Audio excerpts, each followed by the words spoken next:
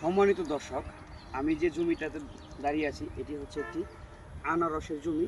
এই জাতটির নাম হচ্ছে MD2 আনারস। এর কিন্তু নানা ওষুধি গুণাগুণ ভরপুর।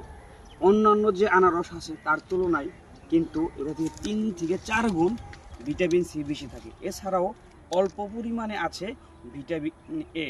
এছাড়াও এই আনারস খেলে কিন্তু আমাদের যে ক্যান্সারের ঝুঁকিটা কিছু কমাতে সাহায্য করে। বিশেষ করে যাদের হজমের সমস্যা তারা কিন্তু এই আনারস খেলে তাদের হজমের যে সমস্যাটা সেটা সমাধান হয়ে যায়। আর এটা আমরা কেন চাষ করব? আসলে এর একটি অন্যতম বৈশিষ্ট্য আছে যে এই যে দেখতে পাচ্ছেন যে কাঁটাগুলো, এটা কিন্তু ভিতরের দিকে যাবে না, এটা কিন্তু উপরের দিকে আসছে। ফলে এটা কিন্তু কাটতে গেলে মাংসের যে সেটা কিন্তু কম পড়বে। এতে করে কিন্তু আমরা সম্পূর্ণই মাংসর রসল অংশটা পেয়ে থাকবো। আর এর চাষ প্রণালী কিন্তু অন্যান্য যে আনারস আছে তার থেকেও কিন্তু খুবই সহজ।